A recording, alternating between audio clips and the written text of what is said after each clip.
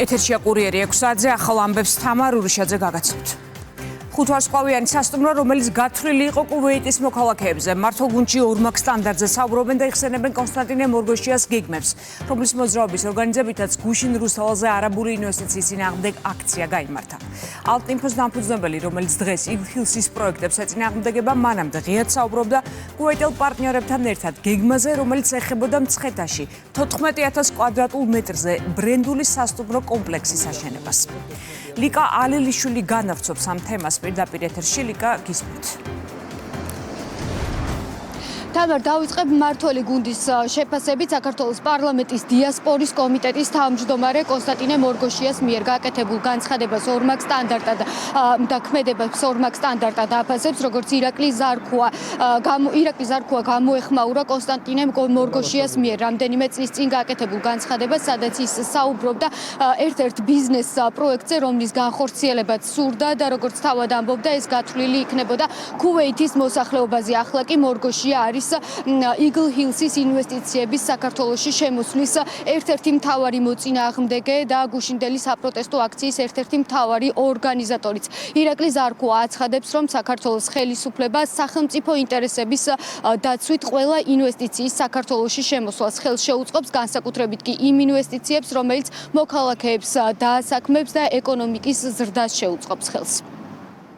სამშობლოები ჯერ ამბობდნენ, რომ აქო ინვესტიციას ვინ შემოიტანს, გახსოვთ თქვენ, ხო, ეს თემა როცა პირველად გაჟღერდა, ეს კოლექტიური ნაცმოძრაობა, როგორ ესხმოდა თავს, რომ ეს ტყუილია, ბლეფია, არ დაიჯეროთ, ეს მოგონილია, აქ ინვესტიცია ვინ შემოიტანს. მე უკვე თემა შეატრიალეს და უკვე დაიწყეს, რომ აი თურმე მეჩეთებს აშენებსო არაბული ქალაქები და რაღაც სიგიჟეები, რაც ჩვევით რა.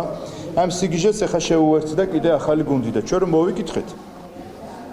როცა აღმოჩნდა, რომ ეს ადამიანები თავის დროზე კუვეიტიდან იმას აპირებდნენ სასტუმროების და იმის მშენებლობას და ვერ გავიგე, ის თუ კარგი იყო, ეს ცუდი რატოა? ან ეს თუ ცუდია, ის კარგი რატომ იყო, ხო? გაუგებარია, აჭრილები არიან და მეორე ჩემთვის გაუგებარია ცოტა. ძალიან გაუგებარია ეს კოლექტიური ნაცმოძრაობის გვერდით რო დადგები. და შენი ქვეყნა რიცი, რასაც წარმოადგენენ. ეს არის ქვეყნის გაშავებაში აგენტურული ქსელი ჰქონდათ. სადაც იყენებდნენ არასამთავრობო ორგანიზაციებს, იყენებდნენ ადგილობრივ ჩვენს ახალგაზრდებს შეცდომაში შეიყვანეს და ესე უწევდნენ ჩვენ სახელმწიფოებრიობას.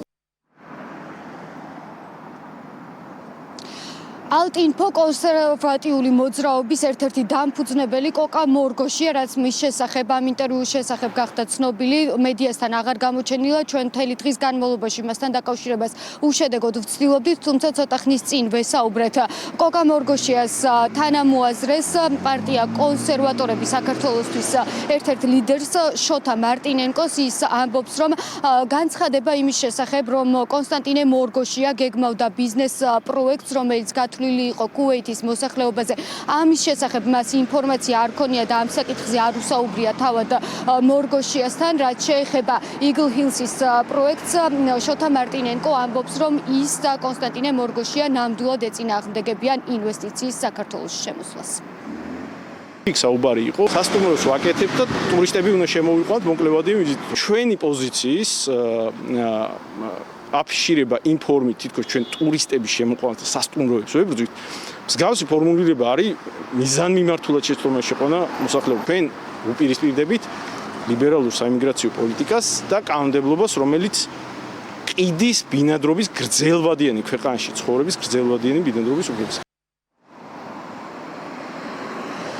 მართლ გუნდში კი დღეს კიდევ ერთხელ განმარტეს ამ განცხადების შემდეგაც, თუ რას ითვალისწინებს იგლჰილსის ინვესტიცია, რომ ეს არ ითვალისწინებს უცხო ქვეყნის მოქალაქეების საქართველოში ჩამოსახლებას და აქ დაბინავებას, არამედ ეს არის მნიშვნელოვანი უმსხვილესი ისტორიული ინვესტიცია საქართველოსთვის, რომელიც საქართველოს ეკონომიკის ზრდას შეუწყობს ხელს. ორმაგი სტანდარტია. და თან მინდა თქვენი ყურადღება მივაქციო, ალტინფოელებმა გაავრცელეს ინფორმაცია, რომ ქართველებს ერთი კარგი თვისება გვაქვს, რომ ძალიან რომ გაუჭირდება ეროვნულად საქართველოსო ყველა ერთად დგებაო. და ამით ამართლებს ამ ნაციონალებთან ამ საკითხში მიერთებას. და თან იმას ამბობდნენ თვითონაც, რომ ნაციონალები თავისას არ ატარებენ, ესე იგი უცხოეთიდან მოწოდებული იდეების გამტარებლები არიან. ეს არ არის რაღაცა პრობლემის გარშემო თქვათ ქართველების გაერთიანება. ეს არის სხვადასხვა პოლიტიკური საზღვარგარეთული ცენტრებიდან მიღებული დავალება, რომ ეს უზარმაზარი პროექტი, რომელიც დიდ დივიდენდებს მოუტანს საქართველოში, ჩაშალო. კონსტანტინე მორგოშია რამდენიმე წლის წინ ერთ-ერთ სატელევიზიო ინტერვიუში ვრცლად საუბრობდა იმ ბიზნეს პროექტზე, რომლის ხელმძღვანელიც თავად იყო და აპირებდა ბიზნეს პროექტის საქართველოში განხორციელებას, რომელიც როგორც თავად ამბობდა, გათვლილი უნდა ყოფილიყო ქუვეითის მოსახლეობაზე. ახლა კი კონსტანტინე მორგოშია არის Eagle Hills-ის ინვესტიციის საქართველოში შემოსვლის ერთ-ერთი მთავარი მოწინააღმდეგე. მადლობა ლიკა ალელიშვილი იყო კურიერის პირდაპირ ეთერში. ალტინფოს დამფუძნებელი კუვეიტის მოქალაქეებზე გათვლილ პროექტზე და მათთან პარტნიორობაზე საჯარო განცხადებებს აკეთებდა კონსტანტინე მორგოშია ინვესტიციასა და პროექტის დეტალებზე სატელევიზიო გადაცემებშიც საუბრობდა. იქნება ამ ეტაპში მოლაპარაკებები გვაქვს ძირითადად უფრო გათვლილი იქნება კუვეიტის მოსახლეობაზე, გამომდინარე იქიდან, რომ მათ საკმაოდ დიდი მოთხოვნილებები აქვთ სერვისთან დაკავშირებით, სამწუხაროდ ამჟამად არსებული სასტუმროების დიდი ნაწილი მათ ისე ვთქვათ პრეტენზიებს ვერ აკმაყოფილებს, აქედან გამომდინარე თანხა ჩვენი აბსოლუტურად ჩვენანაირი. ანუ თქვენთვის იდენტიფიცირებულია ფაქტიურად თქვენი მომავალი კლიენტურა. კი, რა თქმა უნდა. პარლამენტში დღეს საქართველოში არაბთა გაერთიანებული საამირობის ელჩს მოусმინეს. აჰმედ ალ-ნუა აიმა საგარეო ურთიერთობათა კომიტეტის ხდომაზე ისაუბრა თემაზე. საქართველოს არაბთა გაერთიანებული საამირობის ურთიერთობები და საამიროების საგარეო პოლიტიკა. ელჩმა მისასალმებელ სიტყვაში აქცენტი გააკეთა ქვეყნის ურთიერთობაზე. დიპლომატთან კითხვა-პასუხის რეჟიმი უკვე დახურულ ფორმატში გაგრძელდა. This principle defines the UAE's relationship with Georgia. ჩვენ გვაქვს მზაობა გავაუმჯობესოთ ჩვენი თანამშრომლობა, ჩვენი პარტნიორობა ეფუძნება ნდობას და აქედან გამომდინარე გრძელვადიანი ხედვა არის აუცილებელი, რაც თავისთავად განსაზღვრავს ურთიერთობების გაუმჯობესებას საქართველოსთან. ჩვენი პარტნიორობა გაიზარდა ვაჭრობის, ინვესტიციების მხრივ. გაზრდილია თანამშრომლობა ყველა მიმართულებით. დღეს რეგიონში საქართველო არის ყველაზე მნიშვნელოვანი პარტნიორი ემირატებისთვის. გაერთიანებული ემირატები ხელს უწყობს საქართველოს თავისი ინფრასტრუქტურის, დაკავშირებადობის და ეკონომიკური შესაძლებლობის გამოყენებაში. გაერთიანებული ემირატების ინვესტიციები საქართველოში წარმოადგენს კიდევ ერთ კარგ მაგალითს, რომელიც გამოხატავს ჩვენი ქვეყნის გრძელვადიან ხედვას. ჩვენ გვჯერა საქართველოს ზრდის პოტენციალის და თავისთავად გავაგრძელებთ ასეთი პროექტების შემოტანას, რომელიც ხელს შეუწყობს ახალ სამუშაო ადგილებს და საქართველოს გლობალურ პოზიციონირებას. ჩვენმა ორმხრივმა ვაჭრობამ მიაღწია ისტორიულ ნიშნულს, მაგრამ მეტი პოტენციალის გამოყენებაა შესაძლებელი. ტერორიზმის მიმართ არასაოს პოლიტიკური ნეიტრალიტეტი აცხადებს პარლამენტის თავმჯდომარე და წერს, რომ ტერორიზმის წამახალისებელი ან ბუნდოვანი პოზიციის მქონე პარტიები თავად წარმოადგენს საფრთხეს დემოკრატიისთვის.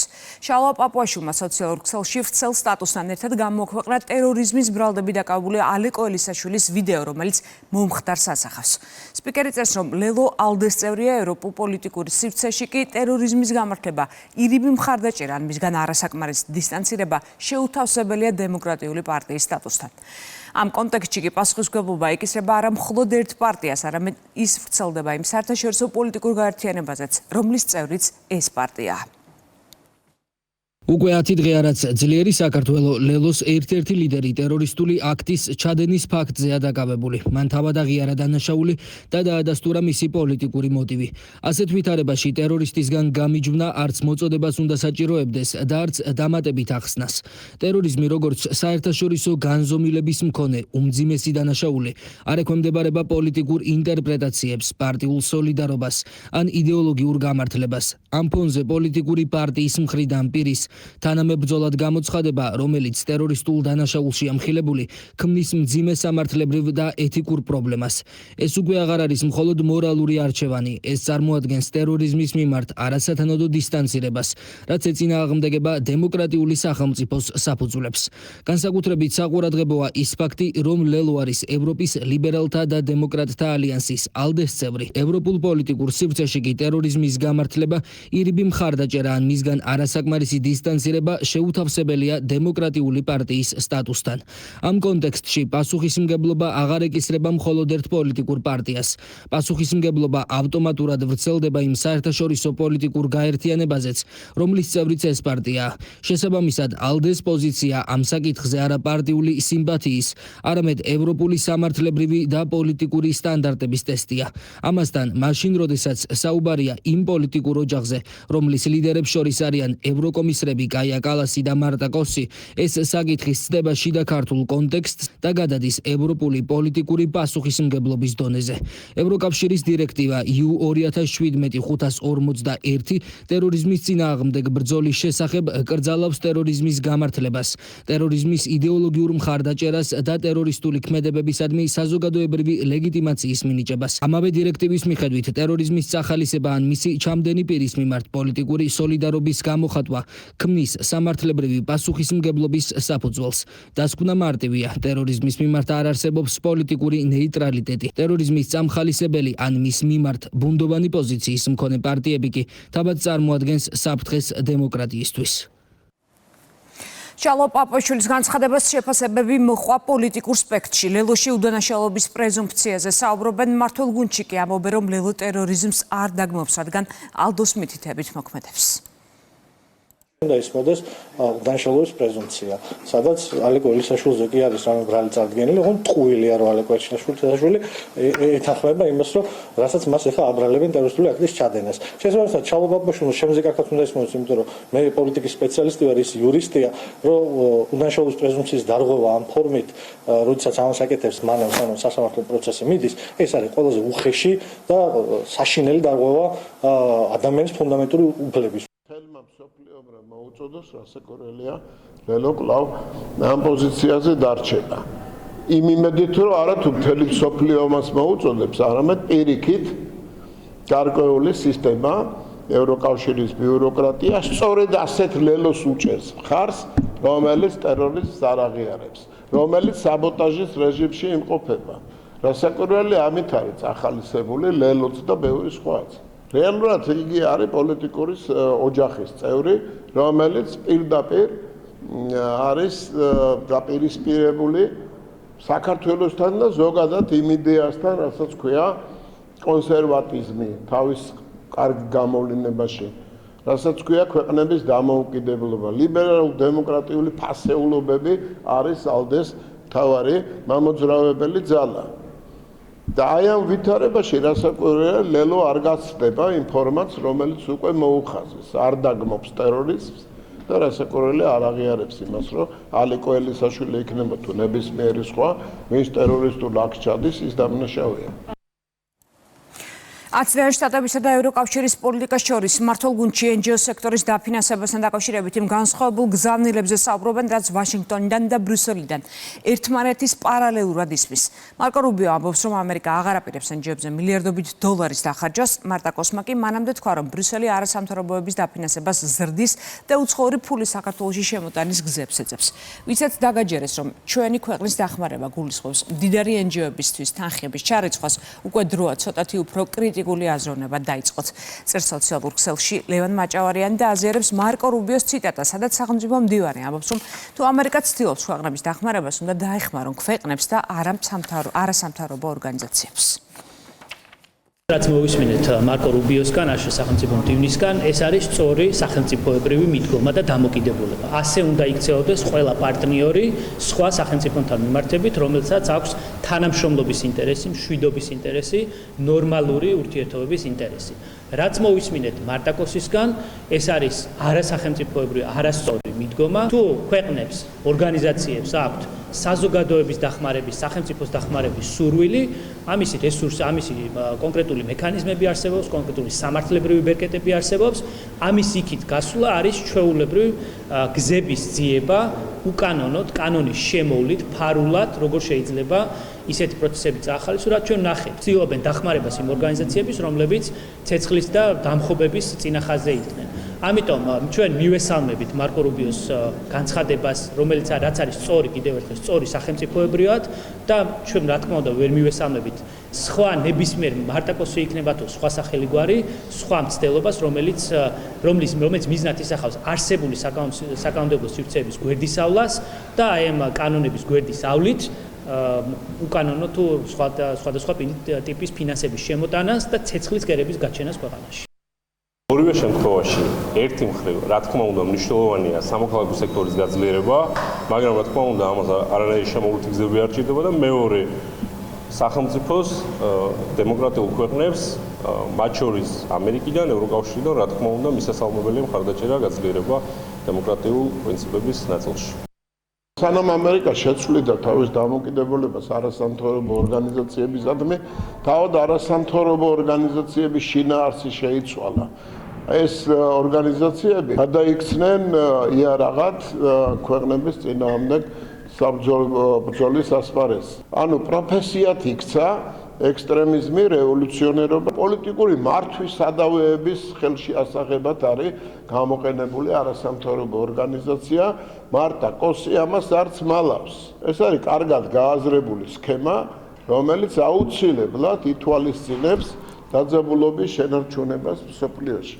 ახალი ცხელი კერების გაჩენას, ახალი დაპირისპირებების, ანტაგონიზმის გაჩენას და თუ კი რასაკვირველი ეს შეერაგებულ კონფლიქტში გადაიზრდება, რასაკვირველი ეს იქნება აი ამ ოლიგარქიული მმართველობის მთავარი მიღწევა. მარტა კოსი ახმოვანებს იმ ძალებს, რომლებიც დაინტერესებული არიან, როგორც მატერიალურად, ასევე პოლიტიკურად აი ამ მძიმე პროცესების განვითარებაში. საქართველოს პრემიერ-მინისტრის სომხეთის შრომის და სოციალური დაცვის მინისტრი შეხვდა მხარეებმა სტრატეგიულ პარტნიორობაზე ისაუბრეს, განიხილეს შრომის თანამშრომლობის და პარტნიორობის პერსპექტივები. აქცენტი გაკეთდა წარმატებულ თანამშრომლობაზე ორი ქვეყნის უწყებებს შორის.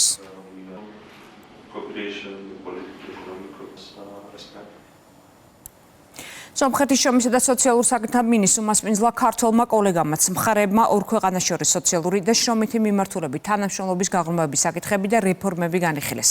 მიხეილ სარჯოლაძემ ხაზი გაუსვა ქვეყნებს შორის არსებულ პარტნიორობას და აღნიშნა, რომ საქართველოსა და სომხეთის თანამშრომლობა მუდმივად ვითარდება.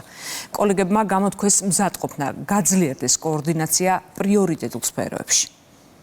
სექტორში სადაც მნიშვნელოვანია შეზღუდული შესაძლებლობის მქონე პირთა ინტერესების დაცვა, უფლებებზე მუშაობა, სოციალური საკითხები, მაგალითად საპენსიო უზრუნველყოფასთან დაკავშირებით და სხვადასხვა ძალიან მნიშვნელოვანი თემები, რომელიც განსაკუთრებულად მნიშვნელოვანია ორივე ქვეყნისთვის, არის რა თქმა უნდა პრიორიტეტი და ვფიქრობ, რომ ძალიან კარგი, ძალიან მნიშვნელოვანი თანამშრომლობის შემდგომი პერსპექტივები გამოიკვეთა მათ შორის უშუალოდ ამ შეხვედრისას. ჩვენ განვიხილეთ ფართო სპექტრის საკითხებისა, რომლებიც ჩვენი უწყებების საქმიანობის სფეროს მოიცავს. უკვე საკმაოდ კარგი თანამშრომლობა გვაქვს, თუმცა მზად ვართ კიდევ უფრო გავაფართოოთ. მინისტრთან შევთანხმდით, რომ პარტნიორობა კიდევ უფრო გაღრმავდება. გეგმავთ თანამშრომლობის ინტენსიფიკაციას და ხშირ ვიზიტებს ორ ქვეყანას შორის, არა მხოლოდ პოლიტიკურ დონეზე, არამედ სპეციალისტებს შორისაც. ასევე შევთანხმდით, რომ სხვადასხვა თემატურ საკითხებთან დაკავშირებით ფორუმები გაიმართება. მე შევთავაზე, რომ პირველი ფორუმი მომავალი წლის დასაწყისში სომხეთში გაიმართოს. პარლამენტმა უმაღლესი განათლების სისტემაში და გეგმილი ინიციატივების განხილვა დაიწყო. დეპუტატებმა განათლების მინისტრის მოადგილეს მოусმინეს. განიხილეს ცვლილებები კანონპროექტებში განათლების ხარისხის განვითარების, უმაღლესი, ადრეული და სკოლამდელი აღზრდისა და განათლების შესახებ. ახალი რეფორმა ითვალისწინებს 2026 წელს სახელმწიფო უნივერსიტეტებში ჩარიცხული სტუდენტების სწავლის დაფინანსებას. სწავლება 3+1+1 ფორმატზე გადადის, რაც ბაკალავრის სტატუსის მისაღებად 4 ნაცვლად 3 წლიან სწავლას გულისხმობს. იწყებთ ინიცირებას პირველი საკანონმდებლო პაკეტიც, რომელიც გულისხმობს კონცეფციაში მითითებული 3+1+1 მოდელის შემოღებას, რაც გულისხმობს იმას, რომ 3 წლიანი გახდება საბაკალავრო პროგრამები გარდა რეგულირებადი სპეციალობებისა, ასევე დაემატება სამაგისტრო პროგრამას 1+1 მოდელი, აქამდე არსებული 2 წლიანი მოდელის ნაცვლად, ასევე ცვლილებები შეეხება ერთი ფაკულტეტის პრინციპს ერთ ქალაქში. ჩვენ დამუშავებული გვაქვს ბოლონიის პროცესის პრაქტიკულად ყველა ქვეყნის პრაქტიკა, კანონმდებლობის ნაწილი. ევროკავშირის ქვეყნების აბსოლუტურ უმრავლესობასთან ის არის სრულ თანხმედრაში. ერთ-ერთი ყველაზე დიდი და მნიშვნელოვანი ცვლილება ეს არის უფასო სწავლების უზრუნველყოფა. მნიშვნელოვანია ის, რომ აღნიშნული ინიციატივით ერთ-ერთი პირველი არის საქართველო, რომელიც ამ რეფორმას ახორციელებს და უფასო სწავლებით ერთის მხრივ ჩვენ უზრუნველყოფთ, რომ ხარისხი იყოს მაღალი და სტუდენტ შეეძლოს მაღალი სტანდარტის მიხედვით მიიღოს განათლება, ხოლო მეორეს მხრივ ეს არის ყველასათვის ინკლუზიურად ხელმისაწვდომობის უზრუნველყოფა. მთავარი მიზანი აღნიშნული რეფორმის არის ხარისხის გაუმჯობესება სახელმწიფო უნივერსიტეტებში და ასევე სახელმწიფო ხარჯების სწორი გადანაწილება. მთავრობის სხვა ახალ ინიციატივებს განიხილავენ იურიდიულ საკითხთა კომიტეტზე. შინაგან საქმეთა მინისტრის მოადგილემ დეპუტატებს გააცნოთ ცვლილებები საგზაო მოძრაობის, პოლიციის, სამოქალაქო უსაფრთხოებისა და იარაღის შესახებ კანონებში. კანონპროექტის თანახმად სამსახურებრივი მოვალეობის შესრულების დროს დაშავების ან გარდაცვალების შემთხვევაში ორმაგდება კომპენსაცია, იზრდება ჯანმრთელობის დაზიანების შემთხვევაში ერთჯერადი ფულადი დახმარების ოდენობაც. იარაღის შესახებ საკანონმდებლო პაკეტი კი არეგულირებს აკუსტიკური იარაღის, ელექტროშოკური და გაზის აეროზოლური მოწყობილობების ბრუნვას. აღნიშნული ცვლილებები ახორციელდება იმ მიზნისთვის, რაც არის გათვალისწინებული საზოგადოებრივი უსაფრთხოებისა და მასწავლებლობის დაცვა. მოგეხსენებათ, რომ ჩვენ სამი სხვადასხვა კატეგორიის იარაღთან დაკავშირებით დაგეგმილი გვაქვს ცვლილებები, ეს შეეხება გაზის აეროზოლურ მოწყობილობას, ელექტროშოკურ მოწყობილობას და აკუსტიკურ საშუალებას. თითოეული იარაღთან დაკავშირებით წესდება დამატებითი რეგულაციები იმისათვის, რომ დაცული იყოს საზოგადოებრივი უსაფრთხოება და მასწავლებლები. წესდება მათ შორის ასაკობრივი შეზღუდვა, ასევე კონკრეტული ნებართვის საკითხების შემოდის იმისათვის, რომ აღნიშნული საშუალება არ მოხდეს ისეთი პირების ხელში, ვისაც აქვს იმის საშუალება, რომ გამოიყენოს კანონით განსაზღვრული მიზნების საწინააღმდეგოდ, შესაბამისად ამ კანონის გამოყენება დაიცავს საზოგადოებრივ უსაფრთხოებას და მასწავლებლებს. ევროპის ანტიკორუფციული კვლევების ცენტრის ანგარიშით 2012 წლის შემდეგ დეოლიგარქიზაციის ხანგრძლივი გაუმჯობესებით საქართველოს ევროპის საუკეთესო სამეულშია. კვლევა მოიცავს ევროკავშირის წევრ და კანდიდატ ყველა ქვეყანას. კვლევართა შეფასებით საქართველოს რისკ ფაქტორით ჩამორჩება მაგალითად შვეიცარიას, კვიპროს, უნგრეთს. კვლევის მიხედვით 10 წლიანი გაანგარიშებით საბაზისო მაჩვენებელი ევროპის 51 ქვეყნიდან მხოლოდ 15-ში გაუმჯობესდა. დანარჩენ ქვეყნებში ოლიგარქიზაცია ღრმავდება. ინდიკატორი გაუარესდა ევროკავშირის წევრ და შენგენის ზონის 20 ქვეყანაში. მნიშვნელოვანი კვლევა ნამდვილად მით უმეტეს იმის გათვალისწინებით, რა ბრალდებებიც გვესმოდა და გვესმის ბოლო წლების განმავლობაში ბრიუსელისგან. ეს ადასტურებს ერთ რაღაცას, რომ 2012 წლის შემდგომ სახელმწიფო ინსტიტუტები მზარდად იმართება ხალხის მიერ არჩეული ხელისუფლების მიერ და განსხვავებით სამწუხაროდ ევროპის ზოგიერთ სახელმწიფოსგან არაფორმალური გავლენები არ მართავენ სახელმწიფო ინსტიტუტებს. ამიტომ ამ მხრივ ჩვენთვის ეს მნიშვნელოვანი კვლევაა და მომავალში ჩვენ გავაგრძელებთ იმას, რომ სახელმწიფო გადაწყვეტილების მიღების სისტემა, პროცესი იყოს მაქსიმალურად გამართული, ჯანსაღი, გამჭვირვალე, ღია და რაც თავარი ანგარიშვალდებული მოსახლეობისადმი. ეს არის ის ძირითადი მიგნებები, რაც შეგვიძლია რომ ამოვიკითხოთ აი ამ კონკრეტული კვლევიდან. ძალიან პოზიტიური შედეგია, რა თქმა უნდა, არც სახელმწიფო უნდა ერეოდეს ბიზნესის საქმეებში და რა თქმა უნდა ბიზნესიც სახელმწიფო პოლიტიკის ფორმირებაში არ უნდა იღებდეს არაფორმალურად მონაწილეობას. ასე რომ ეს ძალიან მისასალმებელია და რომ დავწინაურდით რეიტინგში, იმიტომ რომ რა თქმა უნდა ეს დაშორება ხდებოდა ამ წლების განმავლობაში და თუ ვინმე ამ წესებს არ იცავდა, ნახეთ კიდევაც პასუხისმგებლობის საკითხების დადგა ზოგიერთის. ასე რომ ეს მისასალმებელია და ევროპის ბევრ ქვეყანას რომ ვუსწრებთ, არა მხოლოდ ამ საკითხში, ეს კიდევ მიანიშნებს საქართველოს განვითარებას და პროგრესს. საკალაგო სასამართლომ პატიმრობაში დატოვა თავდაცვის ყოფილი მინისტრი ჯვანშერ ბურჭულაძე, მისი ნათესავი ვასილ მხეიძე და მოადგილე გიორგი ხაინდრავა. ადვოკატი აღკვეთი ღონისძიების გადასინჯვას და გირაოს ითხოვდა, თუმცა შუამდგომლობა არ დაკმაყოფილდა. წინა სასამართლოს ხდომაზე იმშელებენ მტკიცებულებების დასაშვებობაზე. ჯვანშერ ბურჭულაძე სამსახურებრივი უფლებამოსილების ბოროტად გამოყენებასა და უკანონო შემოსავლის ლეგალიზაციაში ადანაშაულებენ, რაც 9-დან 12 წლამდე პატიმრობას ითვალისწინებს. ამავე საქმეზე ბრალდებულია უწყების შესყიდვების ყოფილი უფროსი ვლადიმერ ღუდუშაური. არათუ დღეს, მაშინ როდესაც მოხდა ბრალდებულის პირველი წარდგენა სასამართლოში, მაშინაც კი არ არსებობდა არანაირი მტკიცებულება, რომელიც დაადასტურებდა, რომ ბატონმა გიორგი ხაინდრავამ ჩაიდინა რაიმე სახის დანაშაული. სასამართლოს პოზიცია იყო აბსოლუტურად დაუსაბუთებელი, არ არსებობს არანაირი წინასწარ განსაზღვრული მტკიცებულება, რომელსაც მტკიცებულებითი ძალა აქვს. რაც ჩვენებამ ისცა შინაარსობრივ მხარეში ვერ შევალ და ვერ შევაფასებ, ადრეც გითხარით, რომ გაუთქმელებაზე გვაქვს ხელი მოწერილი ერთი და მე მეორე ჩვენება თვითონ მან სასამართლოში უნდა დაადასტუროს ნებისმიერმა ბრალდებულმა და ბრალდებულს უფლება აქვს, რომ ეს ჩვენება როგორ ჩამოაყალიბოს და დააკორექტირებს თუ არა, აქედან გამომდინარე შინაარსობრივ დეტალებში ვერ შევალ. ბრალთან დაკავშირებით მას ესეთი პოზიცია არ გამოუხატავს. ჩვენებას არავის წინააღმდეგ ესეთი მოცემულობა არ აქვს, რომ ვინმეს წინააღმდეგ აძლევს. დღევანდელ სასამართლოს ხდომაზე განხილულია შუამდგომლობები მტკიცებულებათა დასაშავების თაობაზე, აგრეთვე სამი პირი, ვინც იმყოფებიან პატიმრობაში, დარჩნენ კვლავ პატიმრობაში, მათ შორის არიან ჯოან შერბურჭულაძე, ვასიმ ხეიძე და გიორგი ხაინდრავა. მათ სამ შემთხვევაში ბრალდების მხარე სასამართლოში წარმოდგენილი აქვს არაერთი მტკიცებულება, მათ შორის დაახლოებით 135 მოწმე, ჩატარებულია ათეულობით სახის ექსპერტიზა, გამოყითხულია ათეულობით სახის მოწმე, ასევე წარმოდგენილია სხვადასხვა სახის დოკუმენტაცია, რომლებიც პირდაპირ ადასტურებენ, რა თქმა უნდა, აღნიშნული პირების ბრალეულობას და სასამართლოში ბრალდების მხარე ეცდება, რომ დაადასტუროს სწორედ აღნიშნული მტკიცებულის გამოკვლევის შედეგად ამ პირების მიერ დანაშაულის ჩადენა. საკალათო სასამართლოში ეკონომიკისა და მდგრადი განვითარების მინისტრის ყოფილი მოადგილის რომეო მიქაუტაძის პროცესიც გაიმართა ყოფილი მაღალჩინოსნის საქმეზე ბრალდების მხარის ერთი მოწმე გამოიკითხა. ეკონომიკის მინისტრის ყოფილი მოადგილე სახელმწიფო უსაფრთხოების სამსახურმა 2025 წლის ივნისში დააკავა. გამოძიება 194 და 332 მხოლოდ მიმდინარეობს, რაც 9-დან 12 წლამდე პატიმრობას ითვალისწინებს.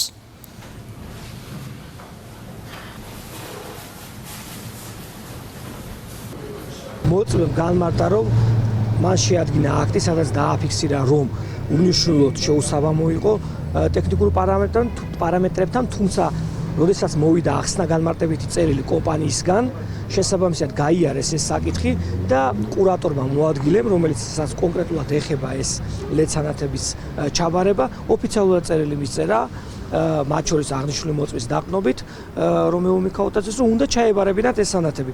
თუმცა ესპინალური გადაწყვეტილება მიიღო რომეო მიქაუტაძემ და არ ჩაიბარა ეს სანათები და აღნიშნულის გამო მას აქ წარდგენილი ბრალდება სამსახურებული უფლებამოსილების გადამეტების ფაქტზე.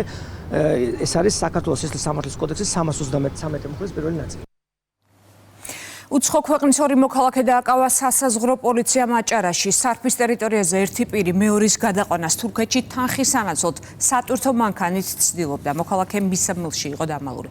ამოღებულია დიდი ოდენობით თანხა. დანაშაული 5 წლამდე პატიმრობას ითვალისწინებს.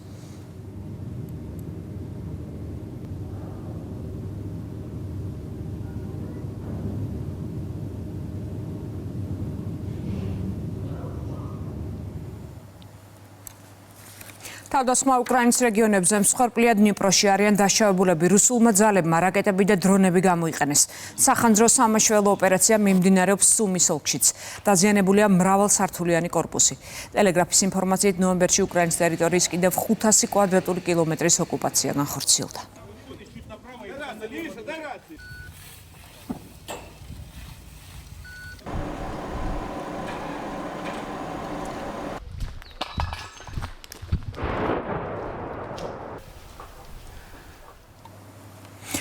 ტრამპი ზელენსკის აკრიტიკებს ამერიკის პრეზიდენტმა კენედის ცენტრში გამართულ ღონისძიებაზე თქვა, რომ რუსეთი მის სამშვიდობო გეგმას დაეთანხმა. უკრაინის პრეზიდენტს კი ის არც წაუკითხავს, რის გამოც იმედგაცრუებულია.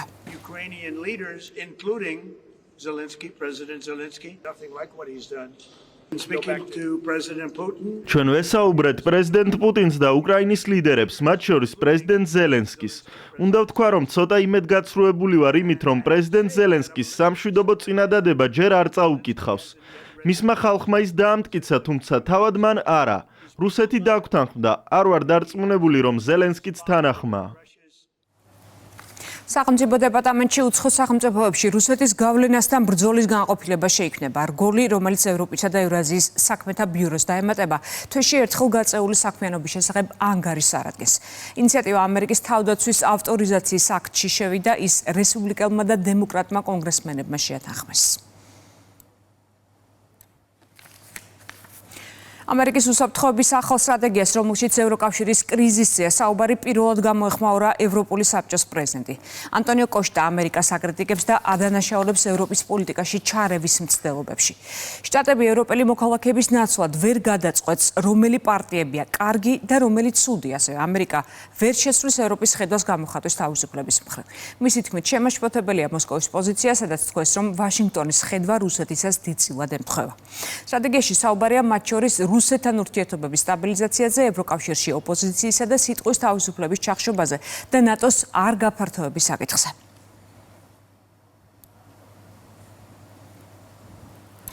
ევროკავშირი დემოკრატია არ არის ხალხის მმართველობის ნაცვლად, ეს ბიუროკრატების მმართველობაა, რომლების თანამდებობაზე არ აურჩევიათ, წერს ილონ მასკი X-ზე. მასკი ევროკავშირის დაშლას, ევრობიუროკრატების მოშორებას და ძალაუფლების ხალხისთვის გადაცემას ითხოვს და წერს, რომ ევროპაში ბევრი პოლიტიკოსი საკუთარი ქვეყნის მოღალატეა. გერმანიის მთავრობის და კანცლერის რეიტინგები ისევ ეცემა. ბილტის ბოლო გამოკითხვით, ხელისუფლებისა და კონკრეტულად ფრიდრიხ მერცის მუშაობით უკმაყოფილოა და მის საქმიანობას ნეგატიურად აფასებს გამოკითხული მოქალაქეების 70%. ეს კანცლერის ყველაზე დაბალი რეიტინგია მისი ხელისუფლებაში მოსვლის შემდეგ.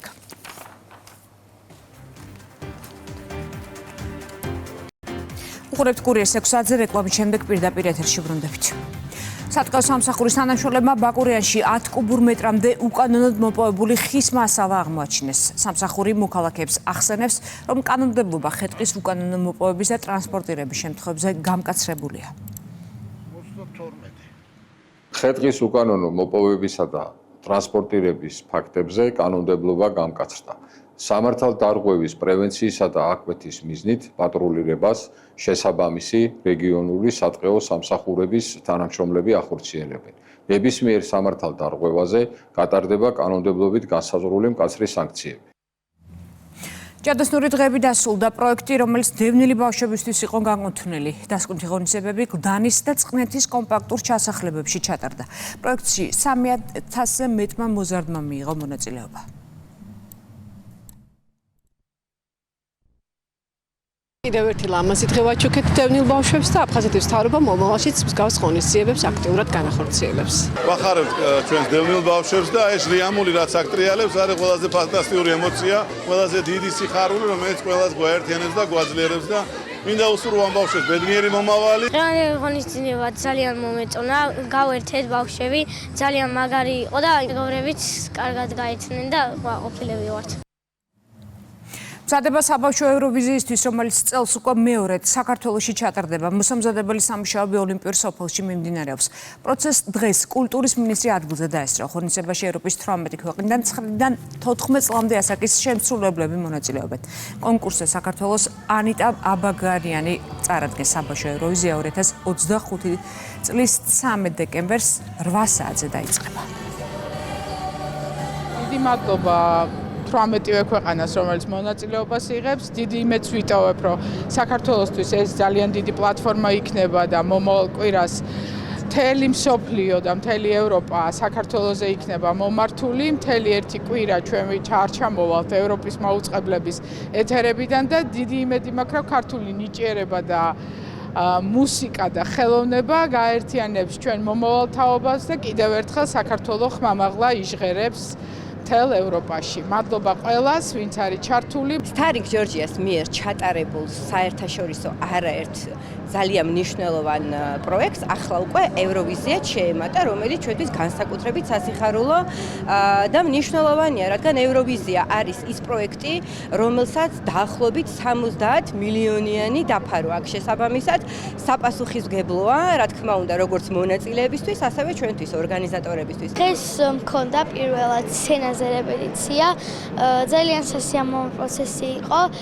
ამისთვის ბევრს ვშრომობთ, რომ კარგი ნომერი გამოვიდეს და იმედია ასეც იქნება. უკვე ჩამოვიდნენ სხვადასხვა მონაწილეები, ბევრს შევხვდი, გავიცანი, ძალიან კარგი ბავშვები არიან, მინდა ყველას წარმატებები ვუსურვოთ.